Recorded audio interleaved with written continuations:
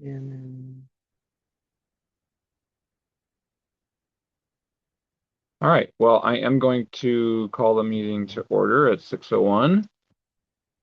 Welcome, everyone. Happy New Year. Um, Before we go through the agenda, I just want to say in terms of facilitating the meeting tonight, so there is policy and bylaws talked about some questions around guest speaking and some other things. I think there's still some more work to be done there. Might turn into a policy at some point, but just for tonight's meeting and kind of going forward until we have other direction, I'm going to propose just working off of the kind of the current recommendations, which is that anybody could speak on. Actually, I think their recommendation was maybe up to 3 items or something, 3 minutes each. I guess for now, I'd like to just propose that if any members of the public want to speak on any item up to 3 minutes, I would allow that. Does that sound agreeable to everyone? yep. Great. And then also the other thing is the use of the chat, which I don't think we got into kind of a full discussion around that. I think also just until there's other guidance, I think I'm just going to kind of rely on Robert's rules and ask that if somebody wants to use the chat, I think while you have the floor, I think that's fine. If you like, for whatever reasons, want to kind of put your message in there rather than speak it. But I think while someone else has the floor, I'd ask if everybody can refrain from speaking either out loud or in the chat. To not kind of have multiple conversations going. And like I said, I think policy and bylaws are going to talk more about that, and maybe we'll get a different recommendation. Anybody have concerns with that approach for tonight? All right. So rolling right along, I would look for a motion to adopt the agenda as proposed. I move to adopt the agenda as proposed. I'll even second it. Moved by Tanya, seconded by Shali. Any objections to adopting the agenda as proposed? Seeing none. And if you are online, please just raise your hand and I think I should be able to see that come up. Next, I will look for a motion to approve the December 17th minutes. Moved by Tom. And I second. Because it's a And Tanya seconded. Any discussion, any corrections needed for the December 17th minutes?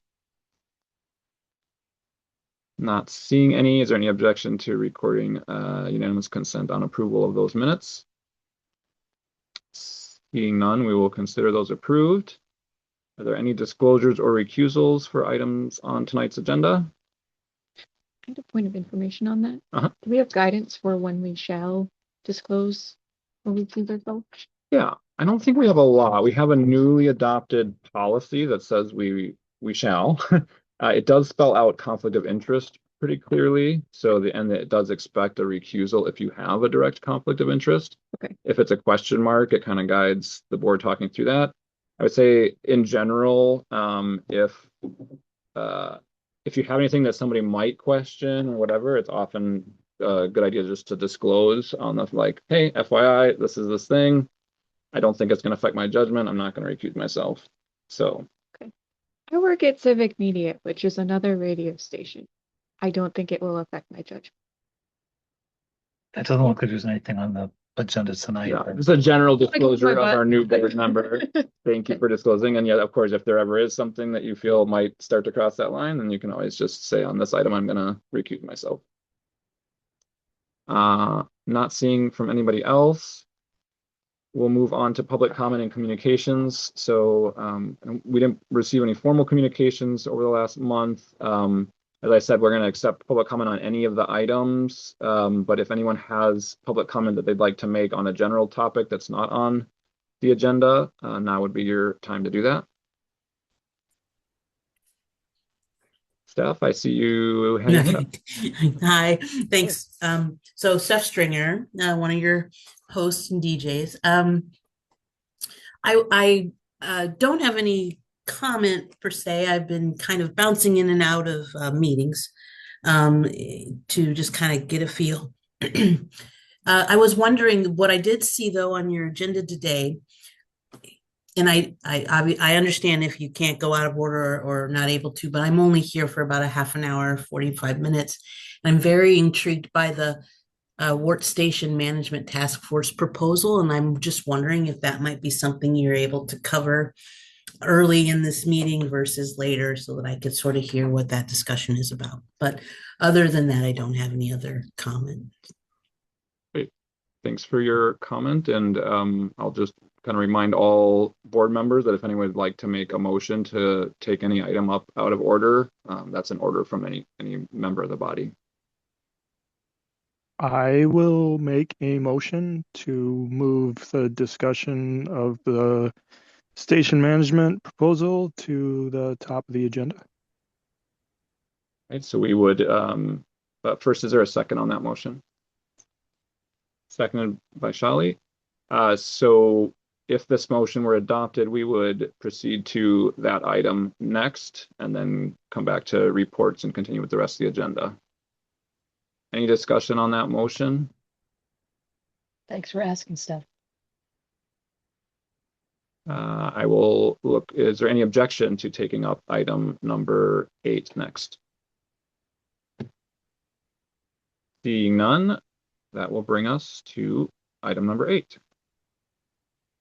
So this is a proposal to create a station management task force. This was a draft that was pulled together at executive committee and a recommendation coming from there. This is stemming from the kind of discussions around the future of station management here at WORT and the desire to kind of really give it a strong effort to understand the conditions, options, et cetera, before the board takes any action. So I think it's outlined pretty well. The general recommendation is to have 7 members, would be 2 board members, 2 staff members, and 3 volunteer members. The board consultant, Molly, would serve as a facilitator for the group. We anticipated, I think we want to give it its fair time and really do kind of a robust review, but also want to work on it expeditiously and not have this drag on for a very long time. So the recommendation is to have it be a somewhat intense workload, pretty compressed meetings up to once a week or every other week.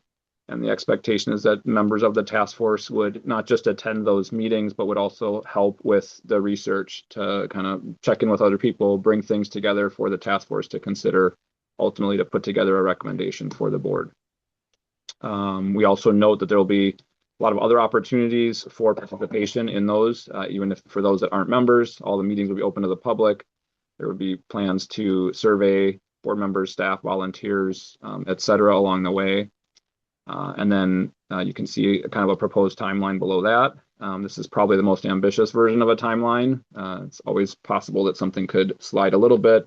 So we're kind of aiming for bringing a recommendation to the April meeting. That way the board has questions, wants additional information, additional research. There'd be time to go do that, maybe come back in May, even again in June, all before the current term is up. So one of the goals is to be able to kind of have all the information back and have the current board kind of make a recommendation or a decision on things before switching membership and kind of having to onboard a new board member about where we've been, what's been going on. So that's kind of what is setting up the timeline. Jeff, you got a question or comment? Yeah, I do think the study is a good idea. I'm concerned about the timeline in terms of and the lack of reference to the union contract. As we have discussed before, I don't think we can move away from the union contract that says the staff are going to work as a collective in terms of its management structure without the union's approval. So that either means negotiating in the next contract, which I believe is up a year and a half from now, if I recall correctly, or getting the union to agree to a modification of the current contract. So that suggests to me, the need for a slower timeline, though I do understand the desire to get it done during this board's term, and/or including in that timeline some form of, direct negotiations with the union, which having two staff members on is, maybe kind of sort of, but not exactly. So that's, and let me be clear, this is not, my statement is not a judgment on what I think, whether that we should stay the same we are. I recognize that there are issues with the way the station is being managed. I don't know what the perfect way is. I don't know if there is a perfect way. But for legal, ethical, and labor reasons, we can't ignore an actual union contract that we have. Thank you, Jeff. I guess I would just share, I think this this doesn't kind of call out labor negotiations in it, since the kind of the focus of this was around a task force with a recommendation. I think the expectation is that any action that the board would take, especially creating a new position and really anything, would have to be consistent with the labor contract. And so I think this doesn't sort of speak to what the schedule of any potential negotiations with the union are. I think also because it's not really, I think it's an open question what the recommendation might be. So there might be a recommendation that actually doesn't implicate any changes in that labor agreement. It might have a recommendation that would.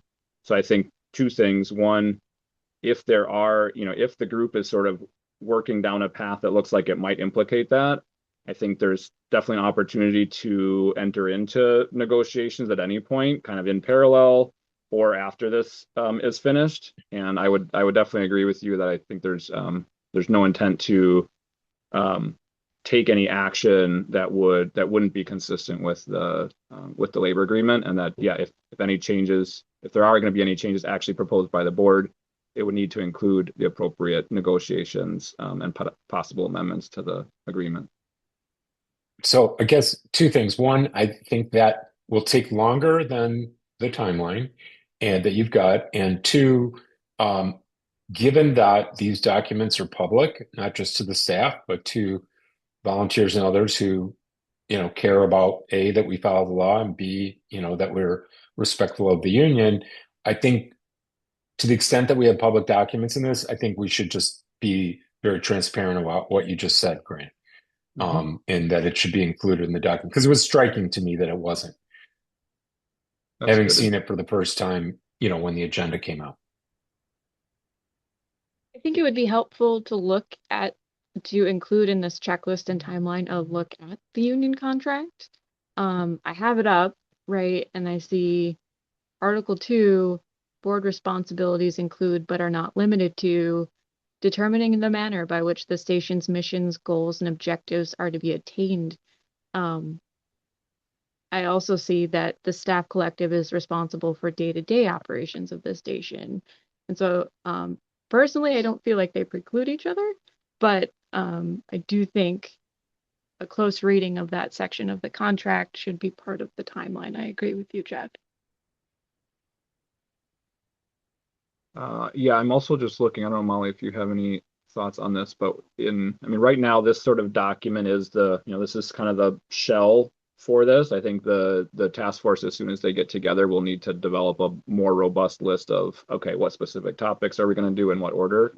But to your kind of point and question or comment, Jeff, I'm just trying to think where we could integrate something about this, Well, I guess to me, I see it as kind of, there's like a research phase and then an implementation phase. And this to me seems like a research phase, like figuring out, talking to everybody, collecting as much information as possible, trying to figure out what the concerns are, what the opportunities are, what people want and desire, and try to figure that out. And then it goes to the board, and then the board's job is to figure out, okay, do we want to do this, and how would we do it, and what would that look like, and what would that and that might be what you're speaking to, Jeff, is like, what if there was a recommendation that it get vetted and get planned for and then build in time for that implementation.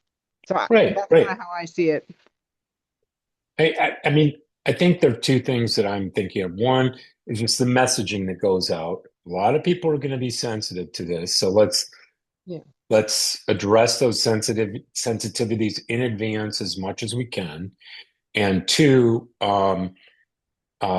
the we acknowledge just right up front that at least one and probably multiple points along the way, we're going to be dealing with the union.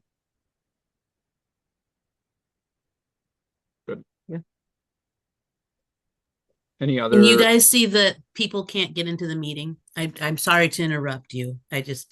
There are people in the chat asking to be let into the meeting. We've got the chat open. Yeah, so Estee's here. I think Tom's on it. We've got SD for sure. Not sure. We're working on Susan. Okay. Other comments, questions, suggestions on the proposal? Am I able to speak in this?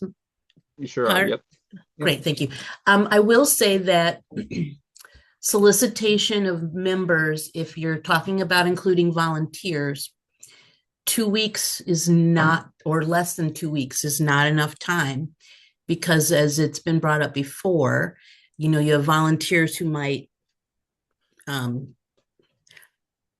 it just might be, I think even if you have a diligent volunteer who's reading their email, I think a week to find the volunteer members and quality volunteers, you know what I mean? Not just the first 3 people who raise their hand, who respond to you. I think that that's a concern, and people who want to think about, like, can they truly commit to it, because it sounds like an intensive project, right? Every week, every other week, and boots on the ground in discussions with people. So I suggest a longer length of time to find people for this committee, or work group, task force, excuse me. Thank you, Steph. Good feedback. I'm just looking at one thing in here, and I guess I also want to mention, so we are, the volunteer newsletter is going to be going out on Friday. And we are, if this is approved, we would plan on putting an announcement around this with the link in there. So I know that doesn't completely resolve your concern, but it should be at least a good, at least we have that as an additional vehicle. I'm also looking at the timeline, and I see that we have the, kind of exec approval on 2/2 for members, and then a poll for availability the week of the 2nd. I'm kind of looking towards you, Molly, and I'm thinking we could potentially use that week of the 2nd to still have things open. Could even check, people that have applied. We could even start a kind of poll for availability before even a final decision is made. At least get that ready, so that then kind of push the approval of members to that following week, and potentially be able to kick off that week as well. So I don't know, Steph, if that would completely satisfy what you're requesting, but I think we could at least get another week in there. It's just I recommend, given the concerns that have already been expressed around the previous sore thumb issue, efforts to, take into consideration the existing concerns around previous issues. I think you're gonna find yourself, getting in the mud again. It sounds like even your own board members are just seeing this for the first time. Maybe you've been talking about it. I didn't already, amongst yourselves, but it's just kind of concerning, and I want things to go well for everyone involved and the station, right? We've got a pledge drive coming in here, and you got to remember that a lot of your volunteers are also those who pledge. And you need your volunteers to be exuberant about the drive, right? And Susan is leaving, and you've got just a lot of stuff that can really not help you if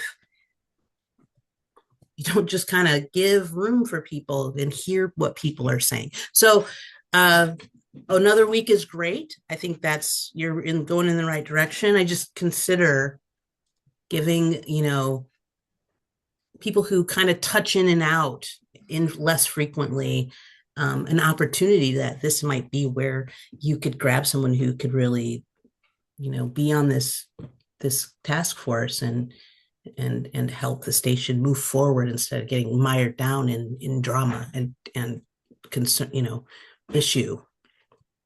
That's all I'll say. And I'm going to be stepping out. So thank you for bringing this topic to the top of the agenda. I appreciate that. I'm going to be here for another 5 and then I'm out. Thank you, Steph. And so I've got a few people in the queue. I think it's Charlie, Phil, Julia, and Molly is what I'm going off of right now. So. I just wanted to ask Steph, while you're still here, what would you view as an appropriate amount of time for volunteers to get the email, fill out the application? It's a pretty quick application. So how long do you think word of mouth spreads at WORT among volunteers? Yeah, I think well, definitely that extra week, that extra time frame that you were talking about is going to be helpful. I think 3 and 4 weeks, because you have, again, if you kind of if you think about what I feel like I've heard in some of the conversation is that you have those volunteers who touch in, and maybe they're only, maybe it's like 1 week out of the month they're really hyper focused on what their volunteerism is. And so then if that's the case, and if we just think about something as simple as the mailboxes, and I just gotta say, we are adults and are responsible and to be involved and not be complacent, etc. So I just want to say that.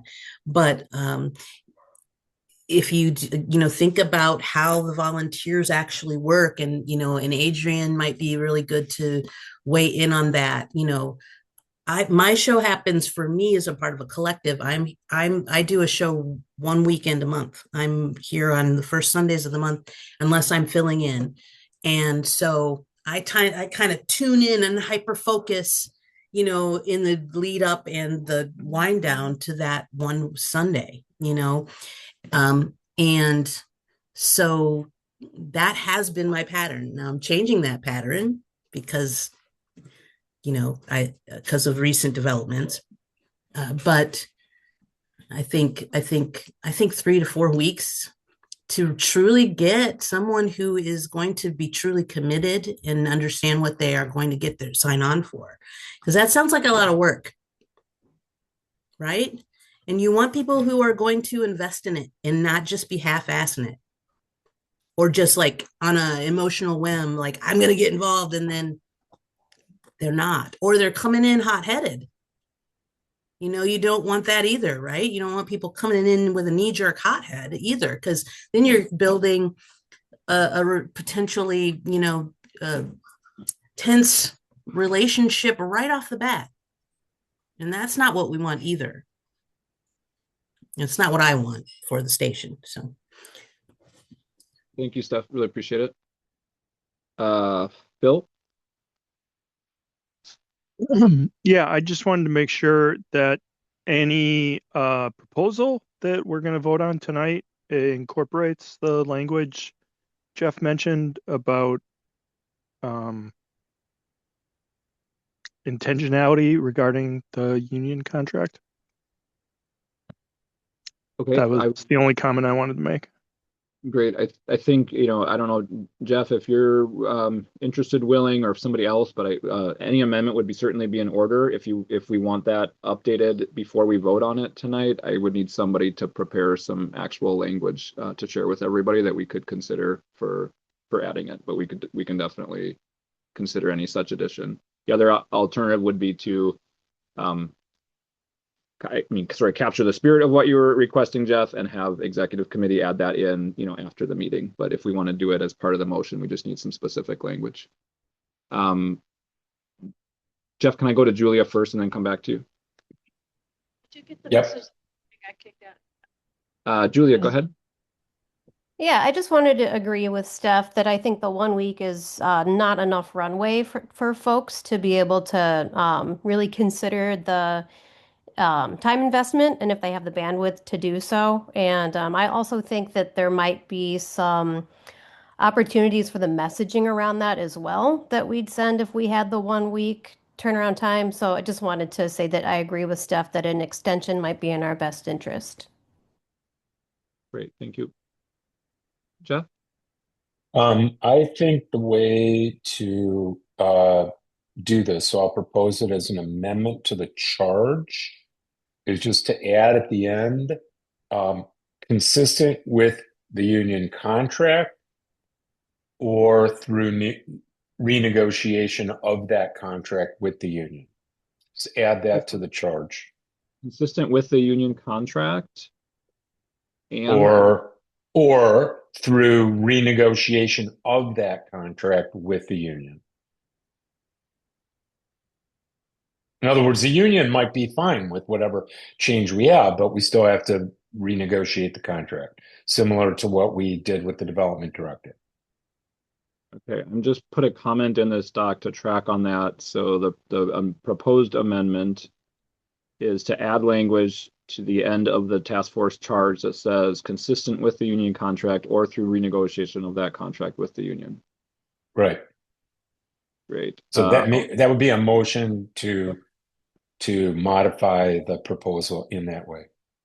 Great. So there's an amendment moved by Jeff. Is there a second to that proposed amendment? I'll second it. Been seconded by Phil. Shally?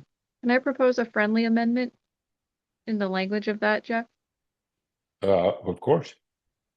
Could we instead outline items of consideration that this work group or this task force will examine, including other community radio stations, the Madison nonprofit community, and an analysis of the union contract, because that is the bulk of what they will be spending their time doing. But those are the items along it which the task force will evaluate opportunities and directions, right? But we don't So let me specify what. just clarify what you're proposing. So you're saying instead in the presentations and review section under the timeline. No, I'm proposing a separate full bullet point that says items for consideration by this task force. We kind of don't say that. Items for, just going to capture this here.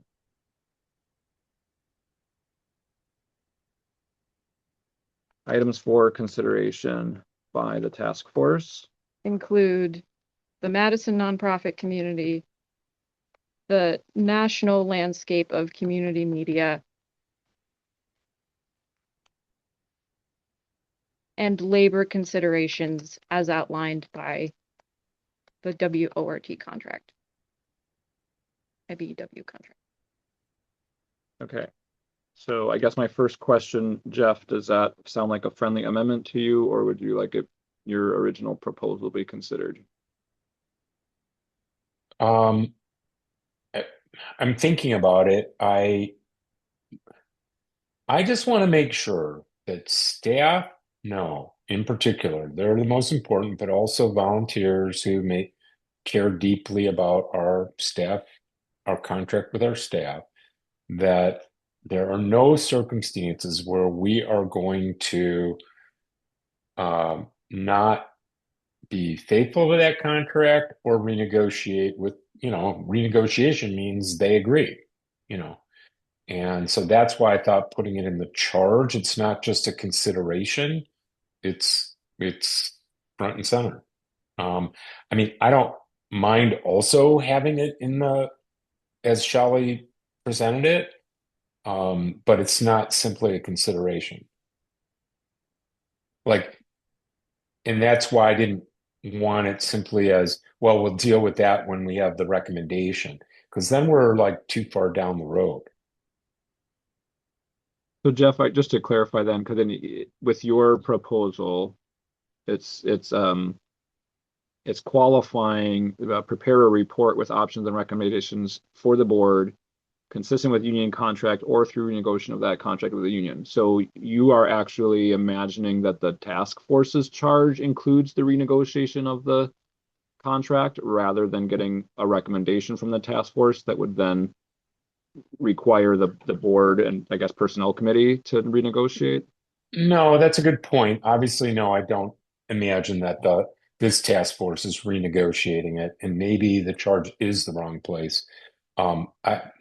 My goal in this proposal, and if someone has a better way of doing it, is just to make sure, well, of what I said, that staff and those who care about our union contract understand that there will be no circumstances where we're going to violate that contract or fail to renegotiate it if the board determines that that's what it wants to do. Somebody has a better way of doing it,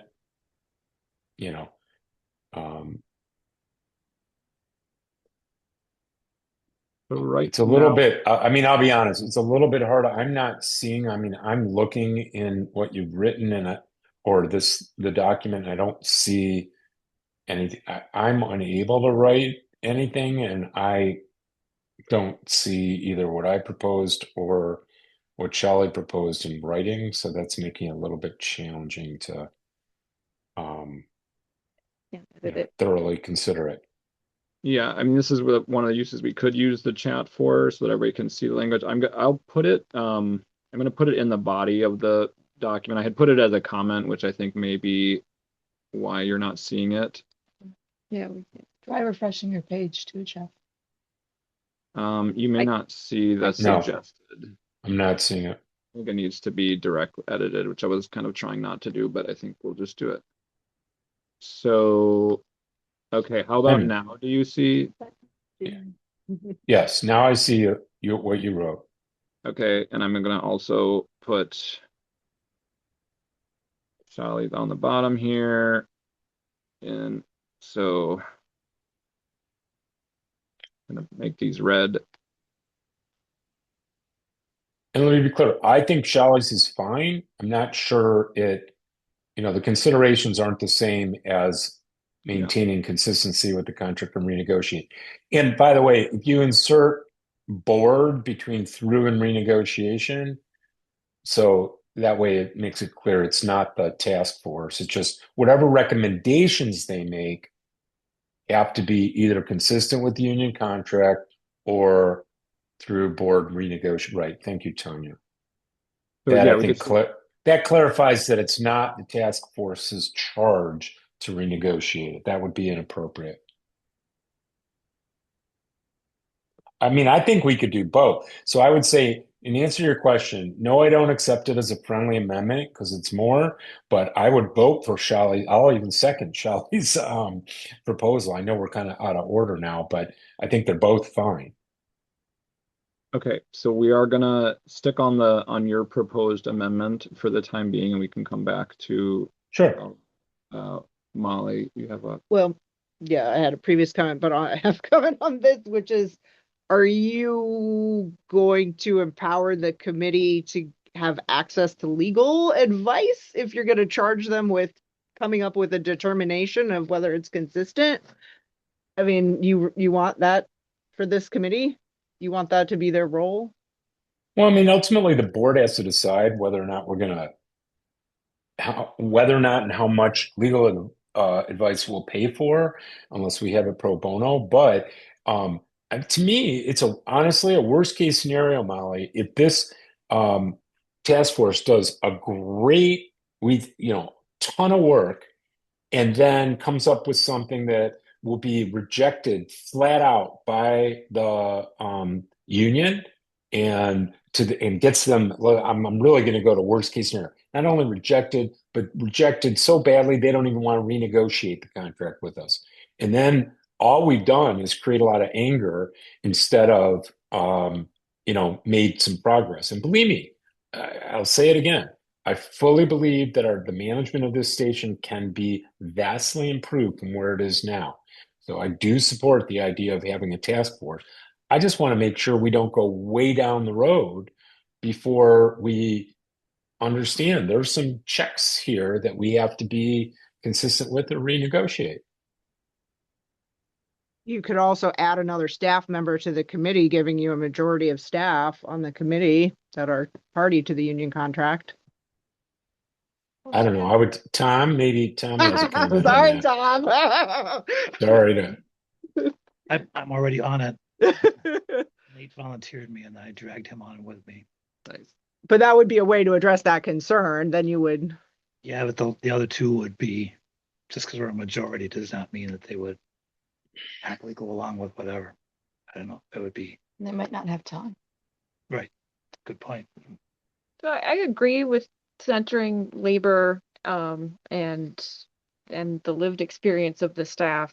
But we're also not saying that this should also be consistent with like following the laws, even though we would hope that they would come up with that. And so, unless I guess I'd invite Tom to let us know if he thinks that this would spark a challenge from staff members, because this is, that's why I suggested mine, which is you got to look at all these things and figure out what works. But I don't understand why it needs to be part of the charge of the task force. They're supposed to take a wide look. Tom, do you have any perspective on how the staff might react? Not really. I mean, I was going with Molly that it was a figure it out and then implementation after that initially, but I don't know if the task force, I guess put it this way, we could discuss it. And I think the staff would be totally on board with that, with the two of us that are on there.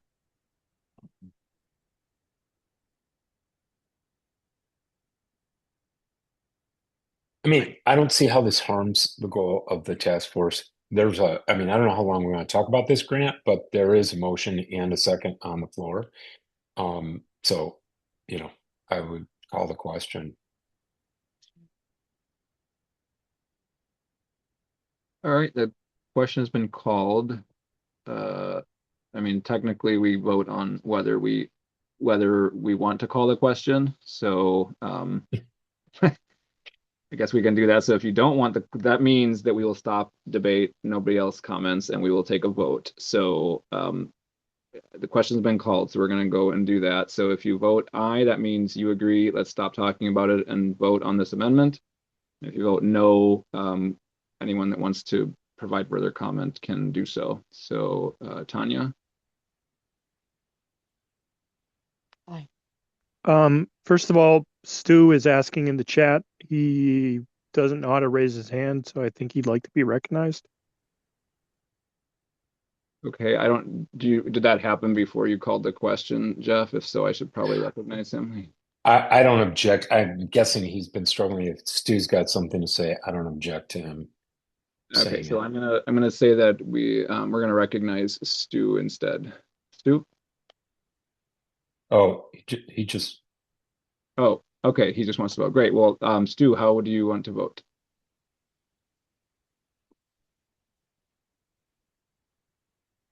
Aye. Very good. Carlos? Aye. Shally? No. Tom? Aye. Phil? Aye. And Julia? Hi. I believe that's all of our board members. So that motion passes. We're going to now take a vote on the amendment. So the amendment is to add to change the task force charge to say research and analyze best practices and models for community radio station management and prepare a report with options and recommendations for the board consistent with the union contract or through board renegotiation of that contract with the union. So on the question, Tanya. I don't think the amendment makes sense to me. As written. A no? No. Carlos. Oh. Will pass or abstain? Can you come to me and Come back to you, sure. Charlie, I agree with Tanya. I don't think it makes sense. another So, no. Tom, Yeah, no. no. Phil, I vote in favor of it. Stu,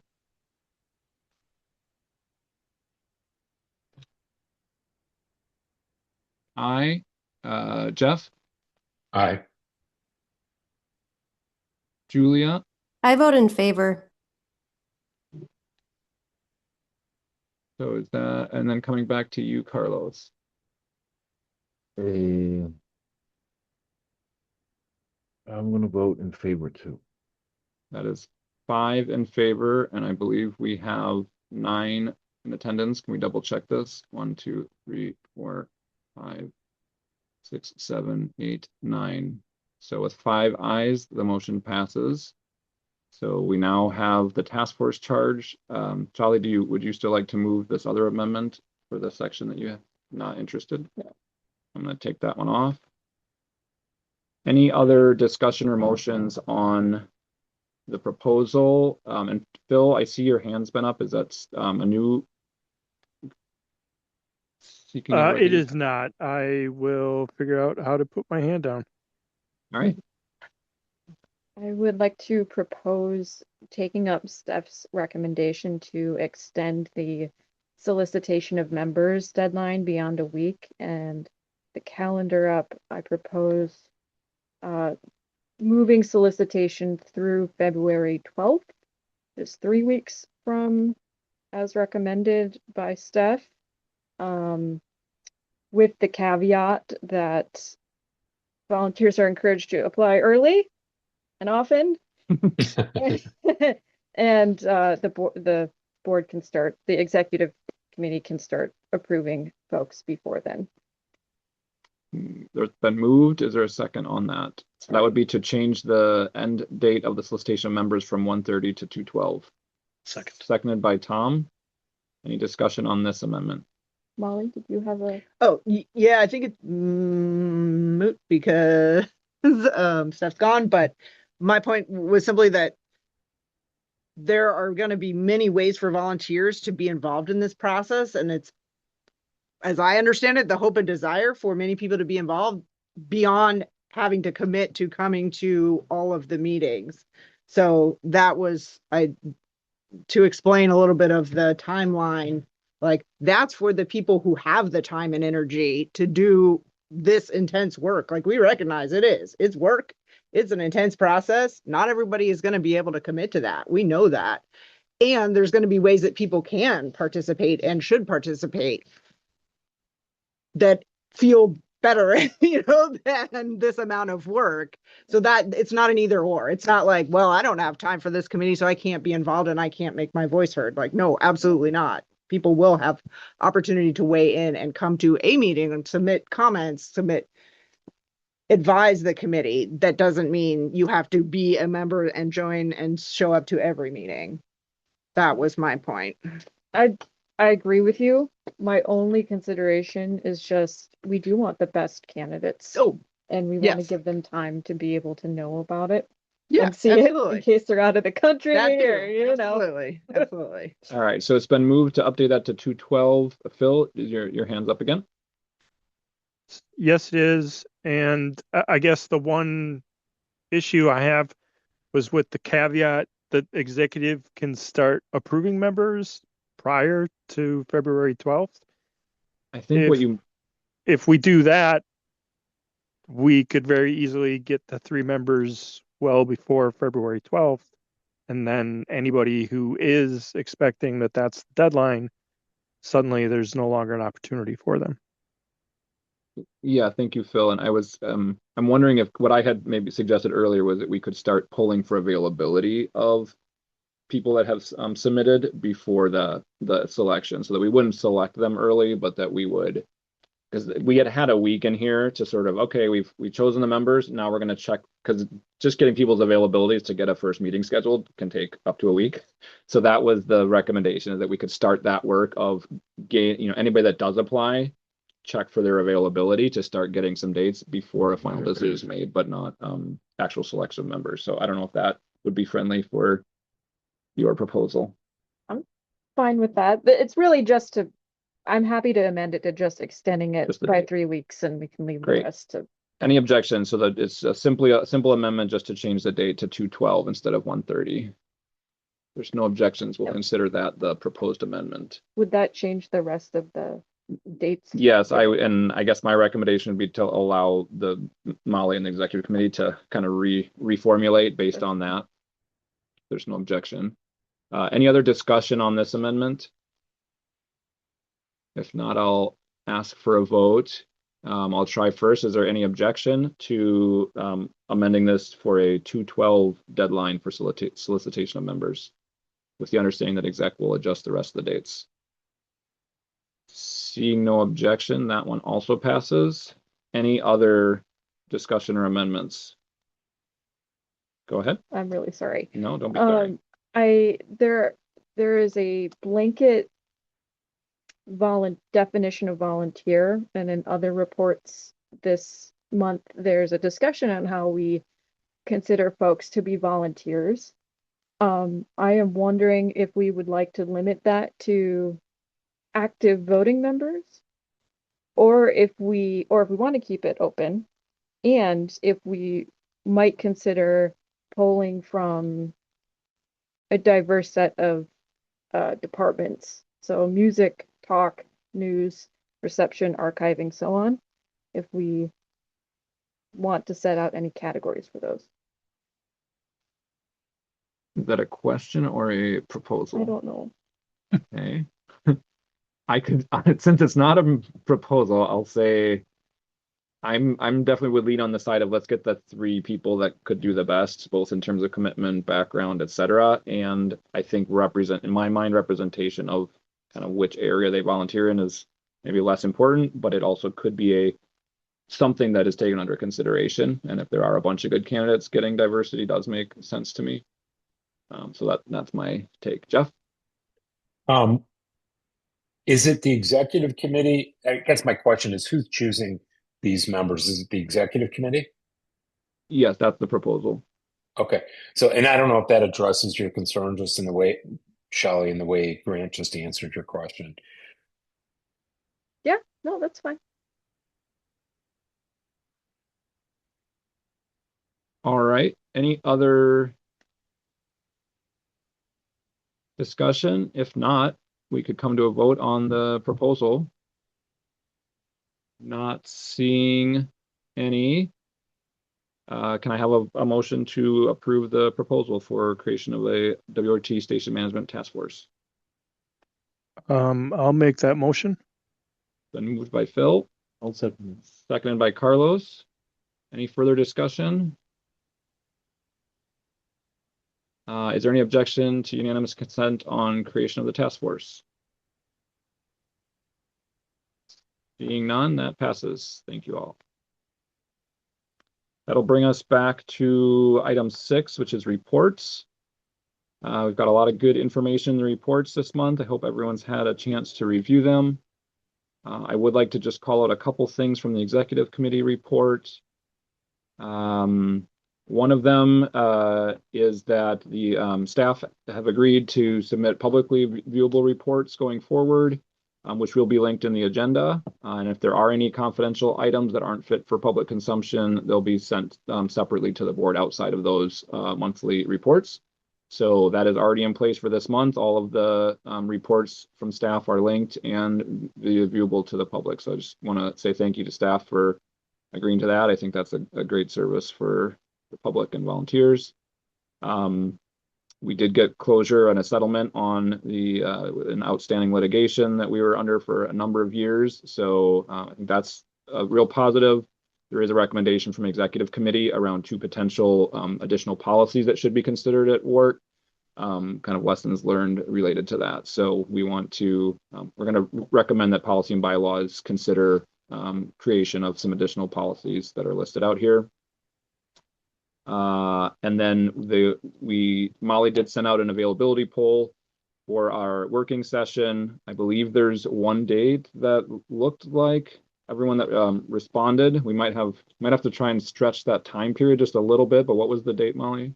Yeah, I believe it was, oh, don't have it open, the 12th.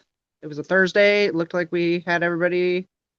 February 12th, Yeah. Thursday evening. So I would say, I guess at this point, please hold the date for that. We'll get final confirmation. We are also, as you saw, hopefully in the report, or maybe you've even heard it or seen it, but we put an ask out into the community for any skilled meeting facilitators who would like to volunteer some services to help us with this and potentially some other board meetings going forward. So I'm hopeful that we get some interest and some good people that might be able to help us out. If we don't get luck on that front, we are planning to go and look, get some bids from professionals that would be charging us for the services. Phil? Just to be clear, that would be a board only session, not something Correct. that's open to the public. Correct. Yep. This is a board only poll. And then I'll just brief update on the research team. So this is Lily Ahrens. They've been continuing to interviewing folks. They've got some good beginnings to their research findings already, and they expect to have a report out ready for the board at either our February or our March meeting. So I'll be excited to bring that back here. I've also got the board consultant report is linked both here and in the main agenda. That's Molly's report. A lot of busy work from Molly this past month. I don't know if there's anything you want to call out on that, Molly. Please read it. Yeah, I'm here available for questions if there are any. Great.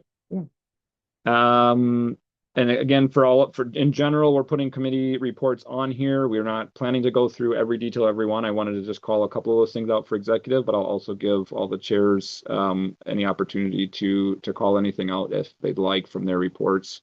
So finance committee, Tanya, anything you want to call it a special attention to for the board? No, we'll get to it at the end of the meeting when we talk about the major gift. Very good. Personnel committee, Jeff? You're muted.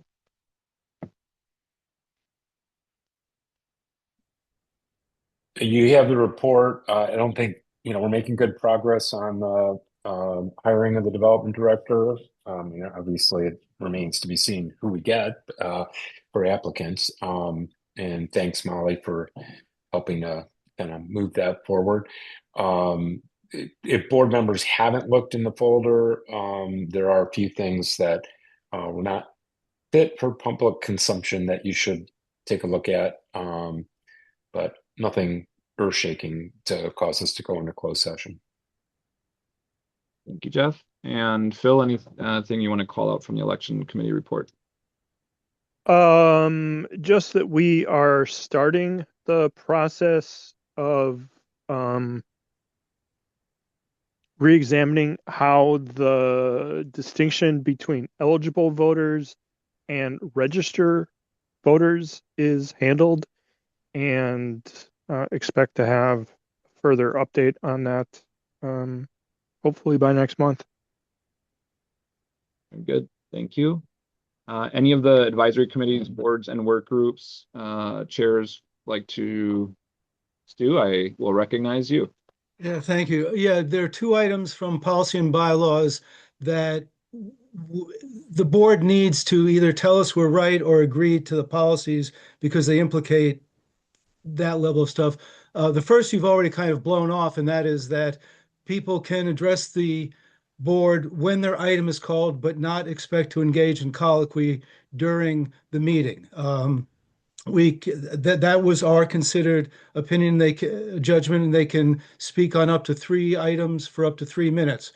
If you think, Grant, that we need to formally propose that as a policy to be adopted somewhere, I mean, that is what we are recommending. I assume that the board would either say, yep, we agree to that, or no, we don't. I didn't think it needed some separate way to bring it to the board's attention. The other thing is to amend the volunteer handbook to reaffirm the development director's authority in dealing with on-air programming the selection of co-hosts, the hosts pattern, and so on. So those are, I mean, that was an official action to put it in writing in the volunteer handbook, to be memorialized in a list of ongoing changes pending its subsequent republication. So if the board doesn't agree with that, it should say so. The rest is advisory stuff on matters we're still working on. So, and Phil's superb minutes go into a really good detail in explaining why we did what we did. Very good. And SD, I see you. I'll come to you in a minute. I just want to respond to, I think in terms of the recommendations around public comment, I think it would be best to propose a draft update. I think it would belong in our policy on standard rules of conduct, is where I would recommend that we have that. So if you're willing to kind of guide the committee to put that forward in a proposal, perhaps we could review that at our next meeting. We probably should. I should have thought of that. Okay, fine. Okay, got it. And then I think in terms of the handbook updates, I mean, I think the handbook was adopted maybe the meeting before I joined by the board. Yeah, the handbook was adopted, and this is an amendment to the handbook, which will be memorialized in an ongoing list of changes communicated to the volunteers. But we won't be republishing the handbook in full at this time. It's a living constitution. And we're gonna and this is to reaffirm the policy that's implicit there, because there's a pledge drive coming up with a new development director, and Susan thought it was important to clarify the authority. So this is supposed to be meaningful at this point. Okay, so maybe we would just take this as an actual proposal or motion then this evening. Yes. Okay. Thank you. So, and can we just, the language is in the report, correct? I don't have it open right now, but I want to make sure everybody can see the actual proposed language.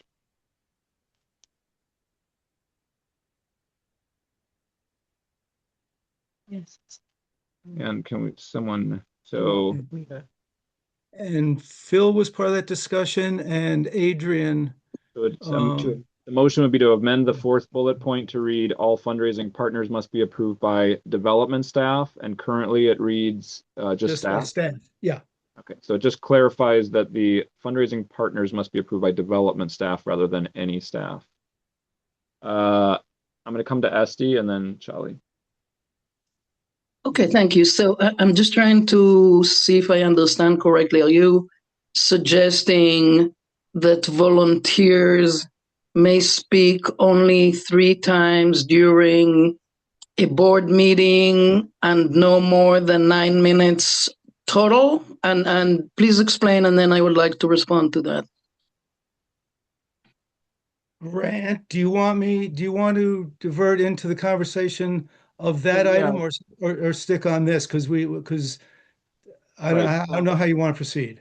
Great, thank you, Stu. And I think Esty, I would ask you to share your comment. I think our plan for that item is that Stu and the Policy and Bylaws Committee is actually going to put any proposal related to the public comment into an actual amendment to our policy. And so that would be back in front of the board at next month's meeting.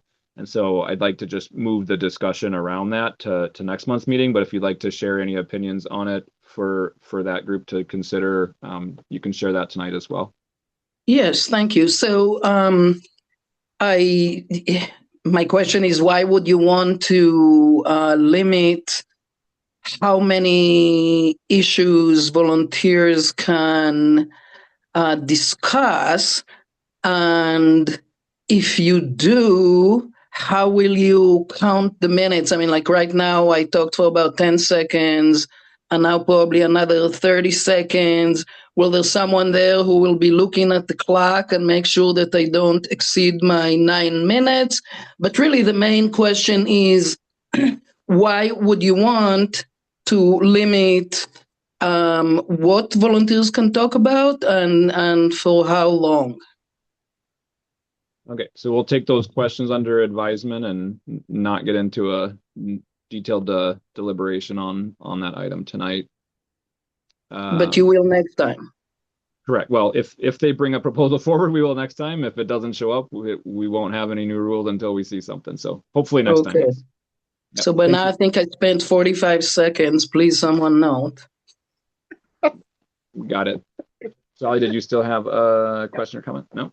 Okay. So the motion in front of us then, or I don't know. Yes, we're counting that as a motion by Stu. Does anybody want to It's a motion from the committee.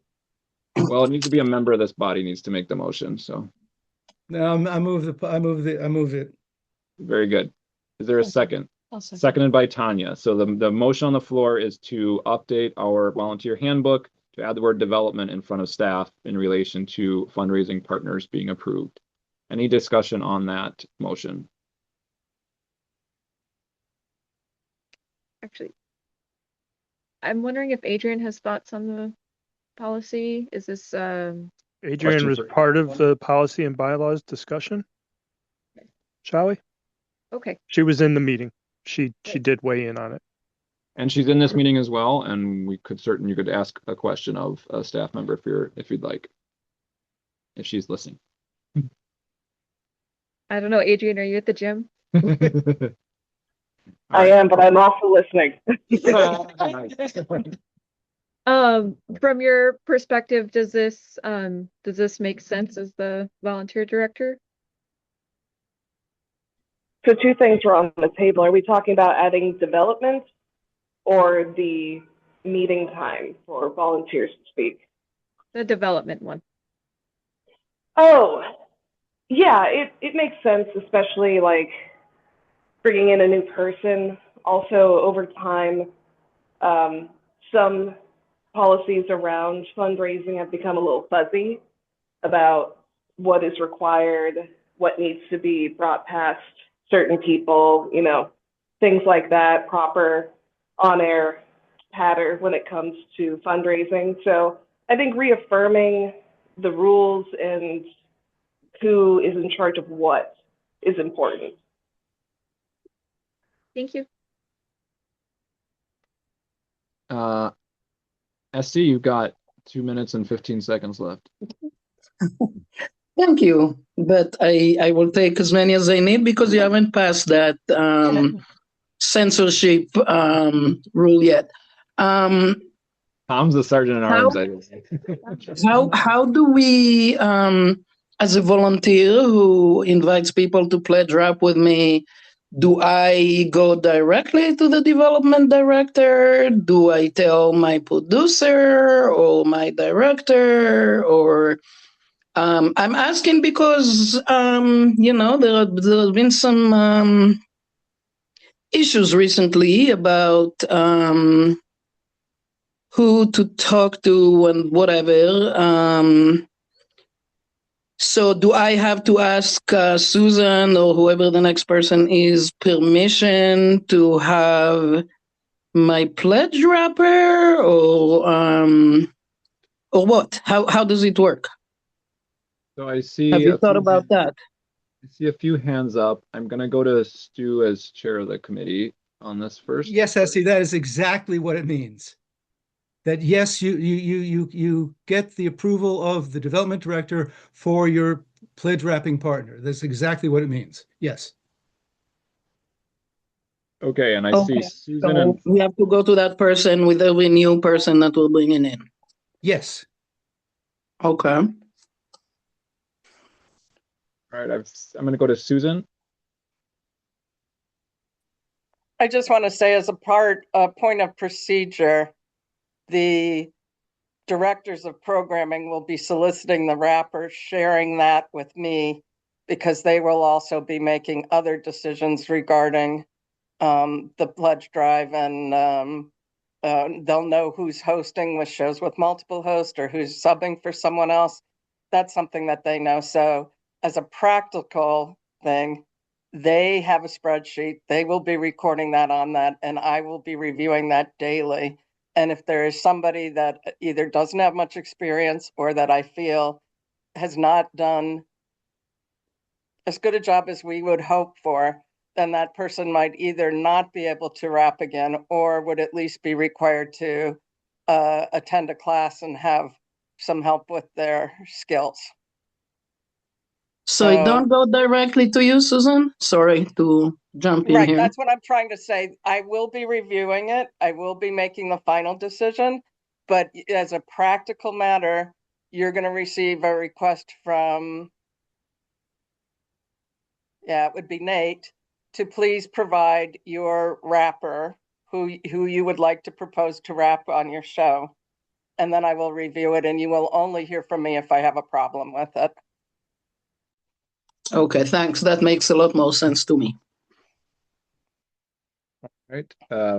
Looks like Phil, your hand is down. Are there any other questions, discussion on this item? Again, the motion is to add the word development in front of staff to clarify that fundraising partners must be approved by development staff. If there is no further discussion, is there any objection to unanimous consent in approving that change to the volunteer handbook? Seeing no objection, that also passes unanimously. Thank you. Thank you. Anyone else, Tom, Julia, like to call out anything from your reports? And from me. Nothing from Tom. No, I don't have anything to add. It is all there. Thank you very much, Julia. And then we do have kind of a placeholder for communications and music work groups. Both Nate spoke briefly to the current progress of the communications work group in his report, and Aaron as well about next steps for the music work group in his. So please see those reports there. Thank you again to staff for your reports.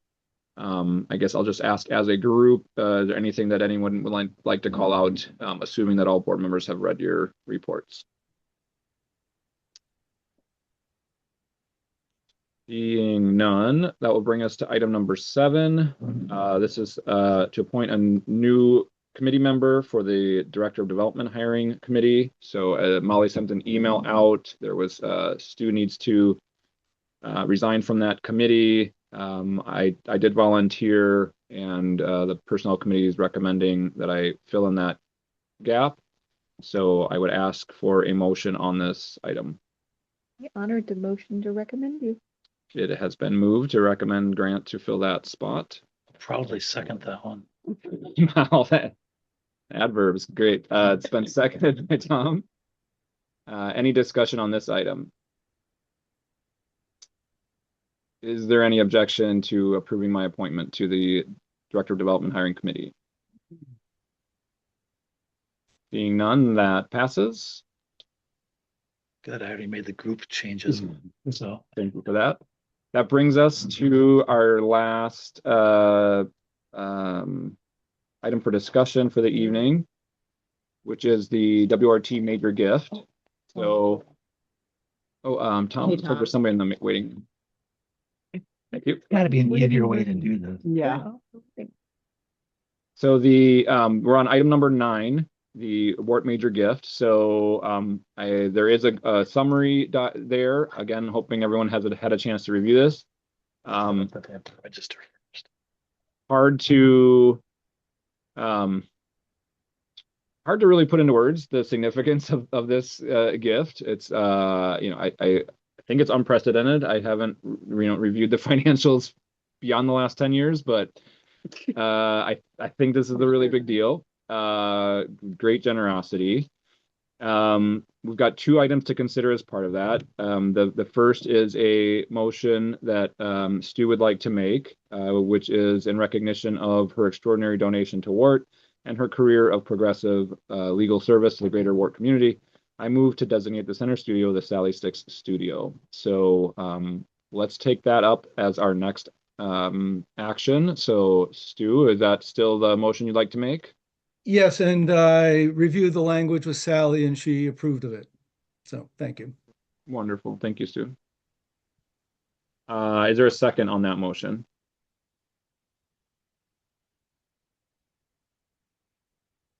Seconded by Tom. Thank you. I also did hear from Sally, and she said, just to clarify, if there is cost for a plaque or anything like that, she's happy to cover as well. So just in case there's any questions about that. Stu, and then Shannon. Yeah, actually, that was the point I was just about to raise, is that I think implicit in naming the studio is memorializing it in some appropriate physical fashion. Does that, you think that need an amendment grant to say and to authorize the board to prepare a proper plaque? Or is that implicit in the adoption of the thing? To me, it feels implicit. We can work out the details, but Tanya, go ahead. And we shouldn't make her buy her own plaque. Well, that's another matter, but I mean, do we need to put a plaque in the motion, or is that implicit in our adopting the dedication? You can direct staff to do I that. think we should put it in the motion so that we do it. Okay, and to memorialize the naming in an appropriate fashion. Well, yeah, whatever, however you write it. Okay, Charlie. Information, has Ms. Sticks seen the middle studio? Question, has Ms. Sticks seen the middle studio? Yeah, in its renovated state, most likely not. Okay, It's since this is such a significant gift, could she be shown a picture? Could this be conditioned on her being shown a picture? And if she doesn't like it, if us naming something else? That kind of left halfway in the middle of that project, to be honest. I can share, I guess, the source of this request or idea, really was from Sally herself when we asked her what would be a meaningful kind of recognition. She didn't designate the middle studio in particular, but suggested that naming a studio would be a good form of recognition. So yes, she definitely and her interest in that. Go ahead, Stu. And the middle studio is appropriate because it's the talk and news studio, which it's a public affairs studio, which plays into her legacy in the community. So I mean, it's more than a music studio would be. So she approved of this placement and doing it after the middle studio. I don't understand why you would open up the issue of how to recognize the gift at this point. I want to ensure that a donor of this magnitude is thanked in an appropriate way in a space that she expects looks like good. There's no mics in there. Okay, I'm sorry, I don't get it. She's approved of this. She's approved of this. Okay. I wanted to make sure she had the full information when she was approving the middle studio. That's it. I see Jeff's hand up, so I'm going to recognize Jeff. Thank you. And this is more just a question than, I approve of all of this, and obviously it's fantastic news. Sally has asked us to keep this publicly private, whatever, confidential. Members of the public, in other words, people beyond the board and who are, we already have a situation, and this is Sally's issue.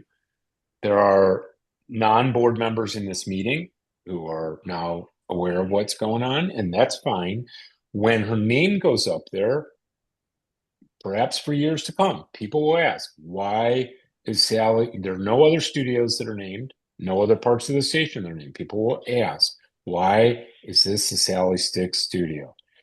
And either we have to frankly fabricate something, or, whatever. And I don't know. It's just, I think it's worth a conversation with her. And maybe she hasn't really thought through that. I totally support naming the studio. I'm thrilled with the gift, etc.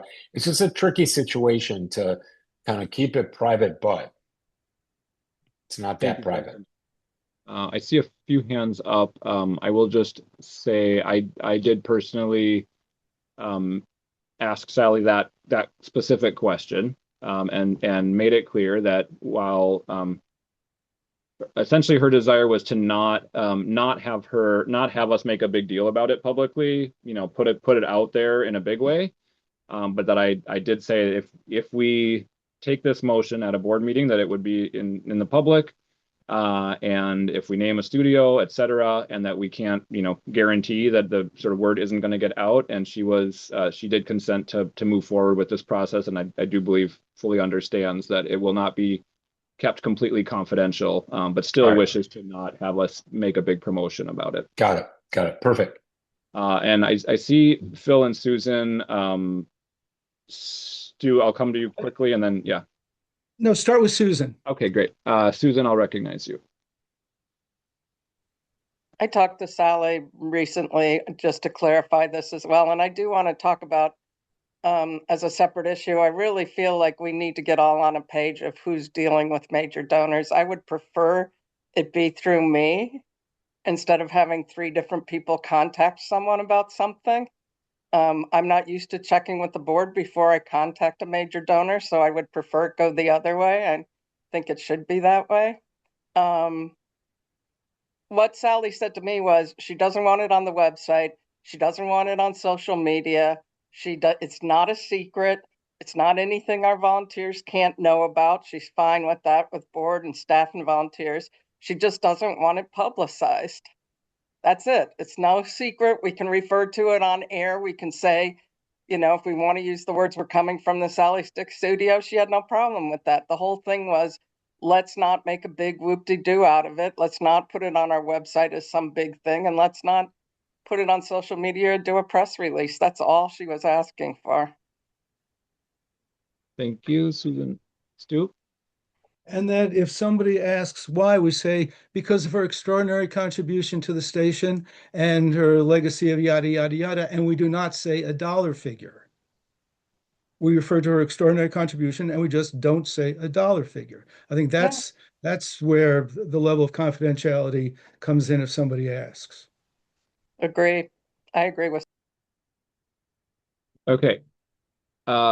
Any further discussion on the motion to designate the center studio or middle studio, which this will put that controversy to rest. This will forever be called the Sally Sticks Studio. Any additional discussion on that? If not, I will bring the question to a vote. Is there any objection to approving the naming of the center studio, the Sally Sticks Studio? Seeing none, that passes. Thank you. Thank you all. Last item along with this is the consideration of creating a WORT endowment fund. So this, the question of what to do with this money was discussed at the most recent Finance Committee meeting. There was a good discussion there and a recommendation that the board considers creation of an endowment and using this as seed money for such an endowment. We have a draft proposed endowment disbursement policy that Molly helped draft up. So I would put that in front of the body for discussion and a potential motion. Well, do we want to have a motion to create an endowment? If you'd like to make that motion, we could discuss it, would be most in order. I would like to discuss the creation of an endowment. Well, we can discuss it before a motion happens, or we can put a motion and discuss the motion and decide to vote up or down. I don't on have it. a motion. All right, I'm going to go to Jeff then. I think it is premature and with too little discussion to approve an endowment fund. An endowment fund is potentially, if we approve it, a highly restrictive way in having this money. And I would rather us, consider, I don't even know how much time the Finance Committee, this all feels like it's moved way too fast. I don't have any problem, and I would support a motion that we not spend the money until we consider the various options of how to do that. Question, for example, are we putting the exact dollar amount that Sally donated into this endowment fund or some portion of it? Is there a goal of most endowment funds have a goal we seek to raise have fill in the blank, 500,000, 1 million, whatever. Are we now doing fundraising for an endowment fund? There are so many questions that I have about this that at this stage, I would not support it. Doesn't mean I won't support it in the end. I do appreciate the potential long-term benefit, possibly, of having an endowment fund, but I'm not prepared to support it at this point. I think it's moving too fast. Thank you, Jeff. The recommendation from the finance committee to create an endowment fund. I mean, I think that technically it was recommendation for the board to consider it. So I think there is an understanding that I don't think there is an expectation from anybody that we necessarily do that tonight, but that it's a worthwhile idea to consider. And I think this was meant to sort of begin the discussion here. I don't think there was a intent that that a decision on, up or down decision happens tonight. And I would say whatever discussion happens tonight, if there is a desire for additional investigation, research, information to be gathered, some sort of direction to finance committee around, kind of what sorts of information would be good to dig into and bring back would probably be useful. Molly, and then Susan, and then Stu. Yeah, that was my question, Jeff. What process do you want or envision? If not, starting a conversation with the board, like where should these questions and discussion happen if not here? Oh, don't get me wrong. I think ultimately it is an appropriate finance committee to board, but for example, right now, like as I read that policy, I don't see a goal of the endowment fund. Endowed for what? Okay. You could, for example, and this is something, for example, our synagogue did when we chose not to have an endowment fund, but we call it Sustain Our Future Fund. So we just have policies on how the Sustain Our Future Fund can and should be spent. But we don't call it an endowment because we don't want that. Endowment has very specific meanings, highly restricted. And there are potential reasons for that. It's usually done to make sure things aren't spent inappropriately. But usually also there's a goal. Okay. Like I don't know what the goal of this endowment fund is. Is it just to grow it, except for the 4% that we take out? Is it to last in perpetuity? Is it to, if we spend that 4% for whatever it would be, 25 years, and assuming it doesn't grow, then it'll be gone? These are lots of questions to ask that I just don't see answered in this policy. If there was a motion, and I'm not necessarily making it, until we decide other restrictions, that we simply follow the pull it up again, the guidelines that are set forth with the money that Sally donated, I'm fine with that. Because I do agree, I certainly don't, not that I think this board would do it, but I don't want the money, willy-nilly misspent or, whatever. So I understand the reason to be careful about it. Thank you, Jeff. Susan, then Tanya, then Stu. I read it as and this is just my impression of an attempt to keep the board from frittering away money, which has happened in the early 2000s when we had similar amounts of money, more than 250,000. And I understand that urge. And as somebody who was raising the money, I approve of the urge to be very careful with how we spend things.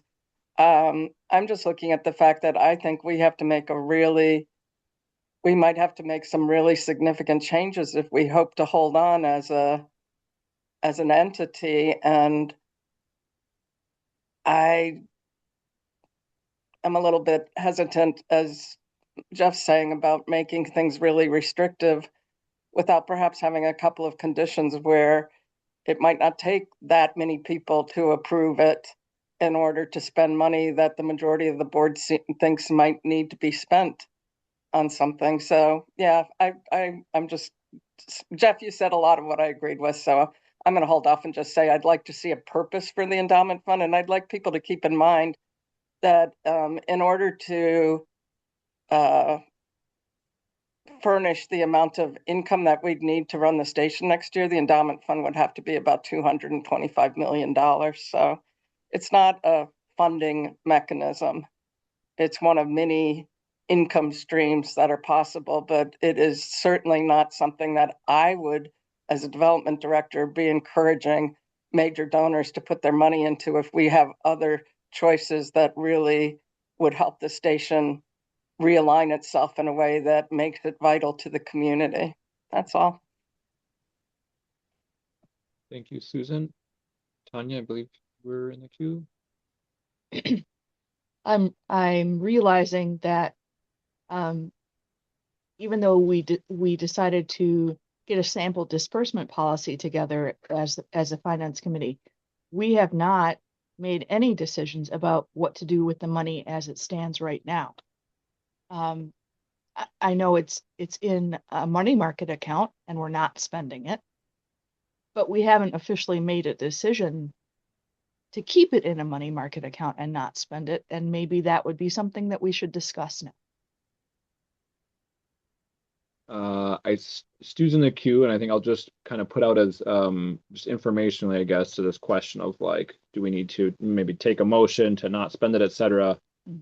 Essentially, anything that was not approved in the budget would require board action for us to spend. So essentially, that money is protected now, except from the board. So we could pass a motion that says can't be spent unless the board says it can be spent, but that's kind of already the de facto situation. And then to your point, Tanya, of like where to put it, we do have a good chunk of our cash reserves currently in a money market fund. We are getting some interest.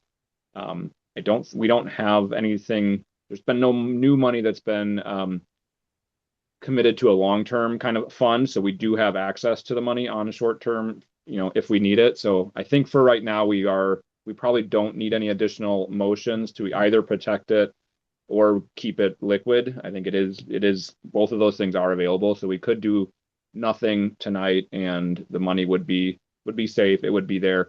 We could have further discussion about a future endowment fund or any other purpose for the money at a later date. Stu, go ahead. Yeah, a couple of things. One, we should have the finance committee look at interest rates are going up. The T-bills are going up. Susan put in the thing with Super Saver. You're getting 4% and more. We can easily have the finance committee investigate what the best place to put a 5 and a 10-year lock on $200,000 or $175,000 of it and lock it away and leave $50,000 or $70,000 to the board's good discretion in being responsible about it. But yeah, and I look at this policy and it says disbursement of endowment funds.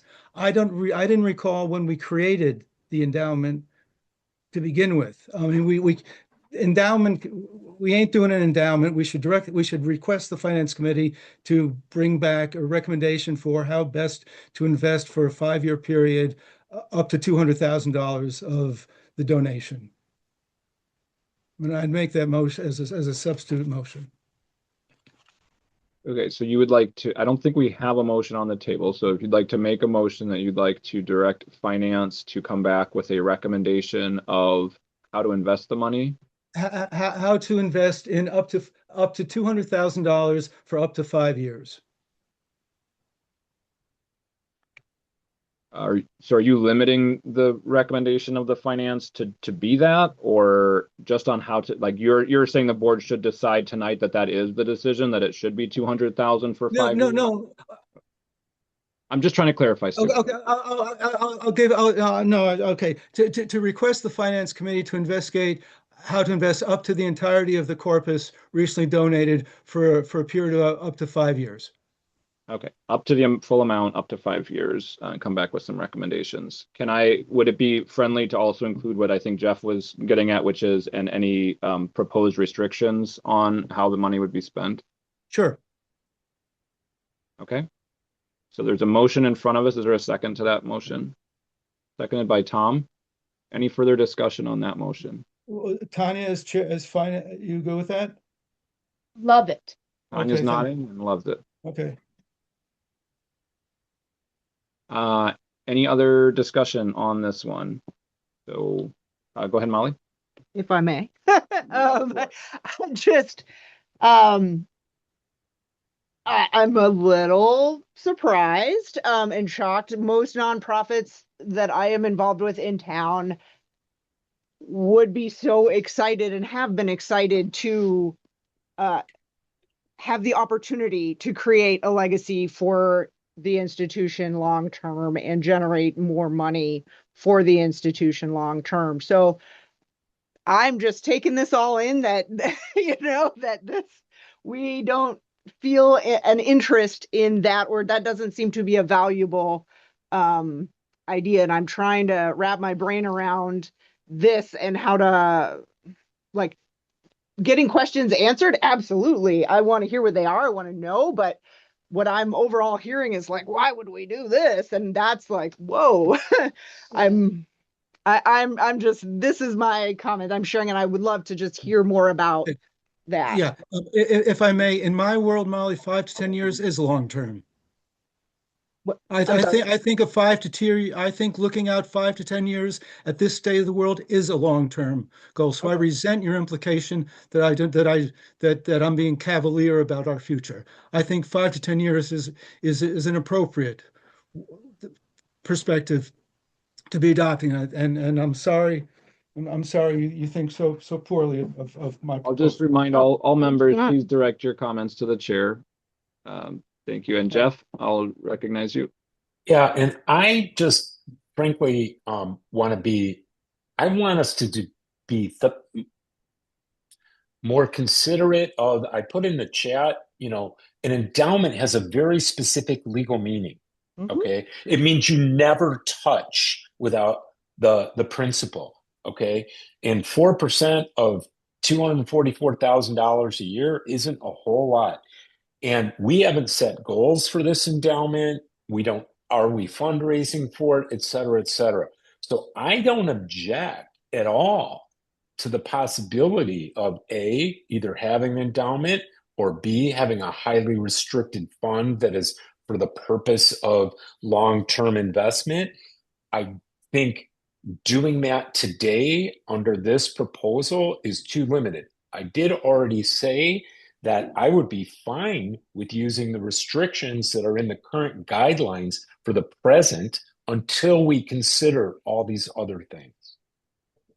Thank you, Jeff. And I'm going to come to you, Charlie. I just want to clarify, as I understand the motion, it wouldn't preclude Finance Committee coming back and saying we do still recommend an endowment, et cetera. But we're being asked to come back with any recommended restrictions, including up to and including an endowment, as well as recommendations for how to invest the money, up to all of the money and up to 5 years. So that's my understanding of the motion in front of us. It wouldn't really tie Finance's hands in any way in terms of what they come back with a recommendation. I heard Stu saying 5 to 10 years. Is that okay? Let's clarify, Stu. Would it be up to 10 years or up to 5 years? I had said 5, but let's say at least 5. Okay. And also, while I have the floor, I apologize to Molly for my tone of voice in that response. It was inappropriate. I apologize. Thank you, Stu. Phil, I saw your hand up, but it's down now, so I'm going to consider it down. And Charlie, go ahead. We're still in discussion over we the are, motion, yeah. right? Okay. I would like to say thank you to the Finance Committee for thinking through aspects of what an endowment would look like. I think we got a little technical there, which I appreciate. But thank you for the time put into that. I agree with most of this. I disagree with what I view as a short amount of time, 5 to 10 years, and would encourage us to think more holistically and longer term. And agree with Molly that endowments are frequently used by nonprofits, but I hear the concerns and don't think we need to make any decision right now. The reason I would vote no on this is by limiting the direction of the Finance Committee to considering 5 to 10 years. I would want them to think more holistically longer term. The language is at least. A minimum. Not 5 to 10, at least 5. I'm dumb. All right, then that's fine. Yeah. Thank you. Thank you for the clarification. Yeah. Okay, so I'm hearing interest in further discussion, further deliberation by the finance committee, and coming back to the board with some more information, kind of tightened up options for consideration in the future. I like that. Any additional discussion on this item?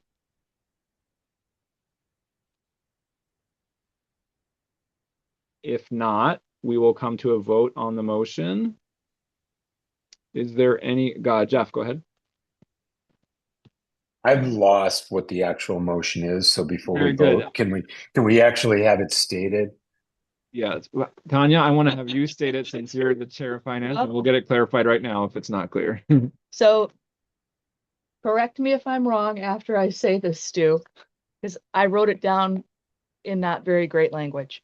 The recommendation is for the finance committee to research how to invest up to the whole Sally Sticks donation amount to the maximum benefit of the station for at least 5 years, and provide any proposed restrictions of how the money will be spent.